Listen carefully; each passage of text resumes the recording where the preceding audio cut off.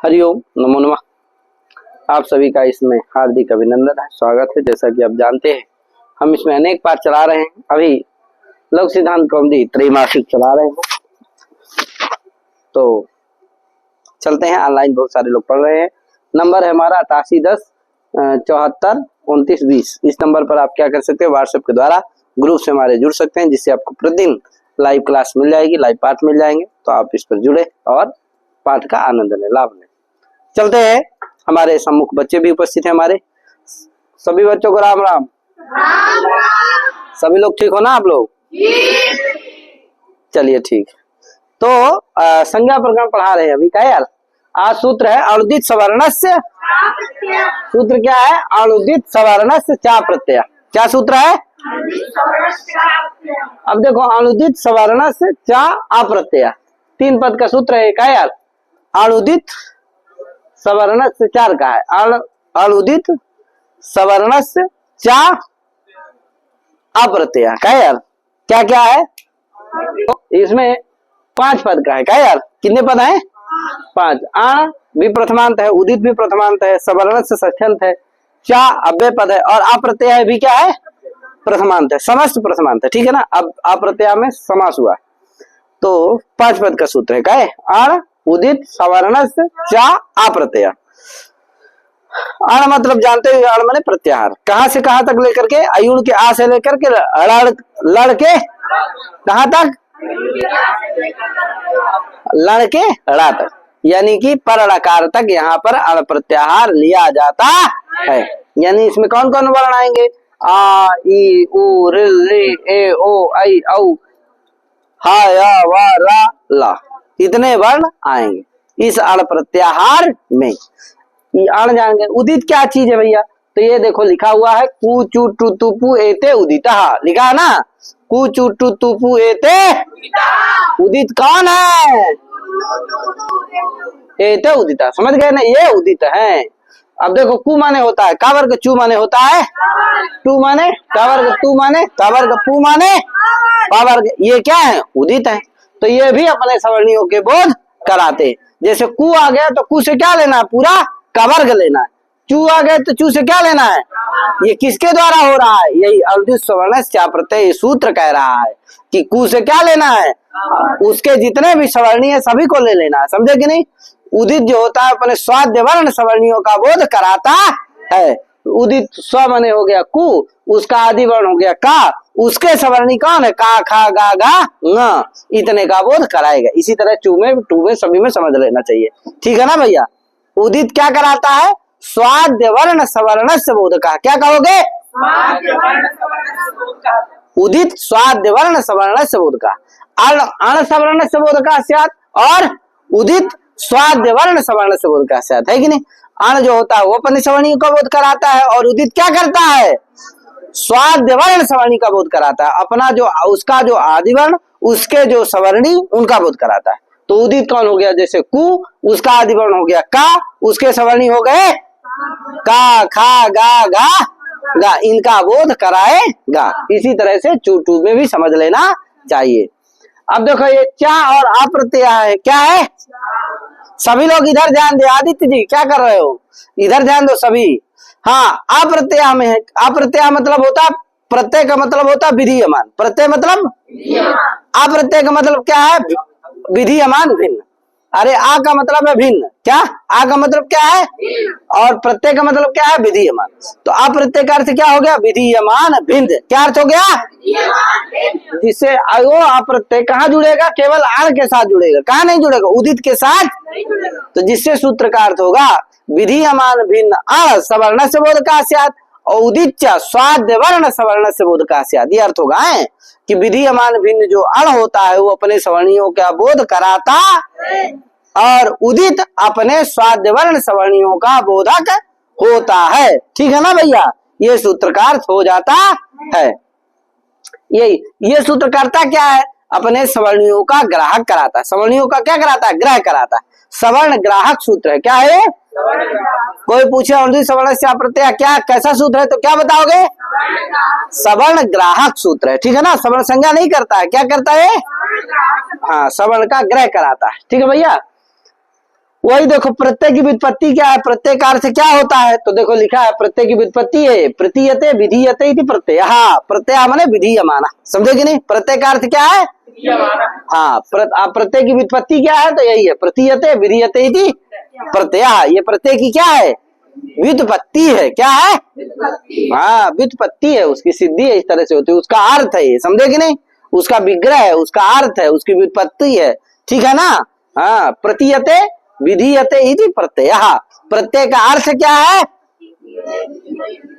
ये अथवा प्रत्यय माने विधीयमान, प्रत्यय का मतलब, ठीक है ना। अब आगे देखो अर्थ लिखा हुआ है, अवधीयमानो आण, वही विधीयमान भिन्न अण कहो, चाहे क्या कह दो, चाहे क्या कहो, देखो विधीयमान निकालो, आंख को अलग कर दो तो क्या बचा, विधीयमान बचा कि नहीं। ये विधीयमान किसका अर्थ है, विधीयमान किसका अर्थ है, प्रत्यय का, किसका अर्थ है, और वो आ है ना, तो आ भी जोड़ दो तो क्या अर्थ हो गया, अविधीयमान, ठीक है ना। अच्छा, आ का अर्थ क्या है, भिन्न, तो कह दो विधीयमान भिन्न, चाहे कह दो अवधीयमान, एक ही मतलब है कि नहीं है। चाहे अप्रत्यय आड़ कहो, चाहे अवधीयमान आड़ कहो, चाहे विधीयमान भिन्न आड़ कहो, एक ही बात है तीनों की नहीं है, क्या क्या तीनों एक ही बात है। अप्रत्यय आड़ विधीयमान, अरे बोलो खाए नहीं हो, खाना मंगवाए क्या अभी यहीं पर, खाना खाए हो कि नहीं, इतना भी तो बोल दो महाराज तेजी से। प्रत्यय का अर्थ क्या है, तीन बोल सकते हो, क्या क्या बोल सकते हो,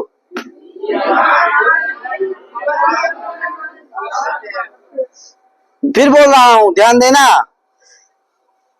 एक तो लिखा ही है इसमें, देख ही रहे होगे, अवधीयमान आड़ लिखा है कि नहीं लिखा है, तो चाहे बोलो अवधीयमान आड़ बोल दो, चाहे अप्रत्यय आण बोलो, और तीसरा है विधीयमान भिन्न आण बोलो, क्या बोलो, तीन है ना, क्या है, अरे जी तो बोलो तेजी से, हाँ बोलो,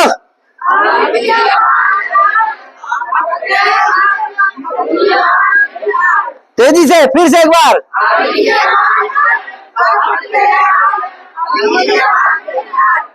तीन हो गए ना, तीनों का मतलब क्या है, एक है कि अलग अलग है, तो बोल सकते हो ना अब। हाँ तो बोलो अवधि, इसीलिए देखो लिखा अवधीयमानो आड़ कह दो, चाहे विधीयमान भिन्न आड़ कहो, चाहे अप्रत्यय आड़ कहो, हम तीनों का मतलब बता दिए, ठीक है ना भैया। हाँ ऐसा, और उदित सवर्ण से संज्ञा स्यात्, उदित भी अपने सवर्णियों का बोध कराता, ठीक है ना। अब देखो अण प्रत्याहार के बारे में बता रहे हैं कि अण प्रत्याहार कहाँ तक लिया जाता है, तो लिखे हैं कि अत्रैव अण परेण लकारेण, कहा इसी सूत्र में जो अण प्रत्याहार होगा वो परेण लकारेण गृह्यते, है कि नहीं, पर लकार तक लिया जाता है, यानी कि लण सूत्र का जो लकार है वहां तक लिया जाता है, बाकी सभी जगह जो अण प्रत्याहार होगा वो पूर्व लकार तक यानी कि अयुण तक ही लिया जाएगा, ठीक है ना, अयुण का जोड़ा है वहीं तक लिया जाए, केवल अणुदित सवर्णस्य प्रत्यय, इसी सूत्र में जो अण प्रत्याहार होगा वो कहाँ तक, किस लकार तक लिया जाएगा, किस लकार तक बनेगा, लण सूत्र का जो लकार है वहां तक लिया जाएगा, वहां तक बनेगा, ठीक है ना भैया। हाँ वही देखो लिखा अत्रैव, अत्रैव माने अस्मिन् सूत्रेव अण प्रत्याहारः परेण लकारेण गृह्यते, पर लकार तक लिया जाता है। कुछ इसका बता ही दिया इसका मतलब, तदेवं आ इत्यष्टा दशानम संज्ञा, इस तरह से आ कितने का बोधक है, आ के सवर्णी कितने हैं, 18 है, बताए थे हम पीछे कि आ ई उ री, ये इनके भेद कितने होते हैं, 18 होते हैं कि नहीं होते हैं, तो आगे 18, तो आप अपने 18 का संज्ञा होगा, बोधक होगा, तथा इकार उकार, इसी तरह इकार उकार भी कितने का बोधक होगा, 18 के बोधक होंगे, ठीक है ना। रिकार रिकार कितने का बोधक होगा, 30 का, क्यों, री और री की सवर्ण संज्ञा होती है, री और री के कितने बोध होते हैं, 18, और री के 12, 18 12 30, इसलिए री कितने का बोधक है, 30, इसी तरह री भी क्या करेगा, 30 का बोधक होगा, क्योंकि री और री की क्या होती है, सवर्ण संज्ञा, तो री अपना भी बोध कराएगा, री का भी बोध कराएगा, इस तरह री अपना भी बोध कराएगा, री का भी बोध कराएगा, तो री री दोनों क्या करेंगे, 30 30 के बोधक होते हैं। वही देखो लिखा है ऋकारस्त्रिंशतः एवं लृकारोपी। इस तरह लृकार भी कितने का बोधक होता है? 30 का। एचो द्वादशानाम, एच कितने के बोधक होते? 12 के, क्योंकि 12 प्रकार के होते ही हैं। ए ओ आई औ क्या यार, ए 12 का बोध कराएगा, ओ आई औ, ए आई ओ औ परस्पर सवर्ण संज्ञा।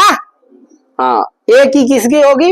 ए की जो दीर्घ और प्लुत ए है उन्हीं की सवर्ण संज्ञा होगी। क्या यार, ए की आई के साथ सवर्ण संज्ञा, ओ की सवर्ण संज्ञा नहीं होती है। ठीक है ना भैया? हाँ, इसीलिए ए ओंग आई औ पृथक पृथक सूत्र बनाए। ठीक है ना? नहीं ए ओंग बना देते तो ए से ही आई का भी बोध होता, ओ से औ का, तो आई औ सूत्र बनाने की जरूरत थी, लेकिन क्या किया गया है, समझ गए ना? तो ध्यान रखना ये हमेशा कि ए आई की, ओ औ की परस्पर में क्या नहीं होती है, अभी तो किसकी होगी? ए की जो दीर्घ और प्लुत ए है उसके साथ सवर्ण संज्ञा होगी। ओ की किसके साथ होगी? जो दीर्घ और दीर्घ 6 ठो ओ है और प्लुत भी 6 ठो क्या है? ओ है, तो उनके साथ सवर्ण संज्ञा होगी, तो 12-12 की होगी, तो इसलिए 12-12 के बोधक होंगे। ठीक है ना भैया? अनुनासिका अनुनासिक भेदेन यवला द्विधा, अनुनासिका अनुनासिक भेदेन यवला द्विधा, अर्थात या वा ला ये 3 है। ये या वाला अनुनासिक और अननुनासिक 2 प्रकार के होते हैं। क्या होते हैं? ये अननुनासिक है। अनुनासिक इसमें क्या लग जाएगी? बिंदी लग जाएगी। क्या यार? तो अनुनासिक और अननुनासिक के भेद से या वा ला ये क्या होते हैं? 2-2 प्रकार के होते हैं। ठीक है ना? तेना अनुनासिकास्ते द्वयोर्द्वयोर संज्ञा, इसी कारण से जो अनुनासिक या वाला है क्या है? अननुनासिक जो या वाला है क्या है? वो कितने कितने के बोधक हैं? 2-2 के बोधक है। अनुनासिक के भी बोधक है और अनुनासिक के भी बोधक। वह भी क्या है? अनुनासिक वा का भी बोधक है। और ठीक है ना? हाँ, तो जो अनुनासिक या वाला है क्या है? वही 2-2 के बोधक है। जो अनुनासिक या वाला है वो बोधक होंगे नहीं। कौन होंगे? यही दिखा, तेन अननुनासिका ते या वाला द्वयोर द्वयोर संज्ञा, 2-2 के बोधक है। संज्ञा माने होता है बोधक। ठीक है ना? आगे सूत्र है परासन्निकर्षा संहिता, तो इसको हम कल करेंगे। तो आज इतने पढ़ा के अपनी वाणी को विराम दे रहा हूँ। सभी को हरिओम, नमो नमः, जय श्री राम, राधे राधे, महादेव।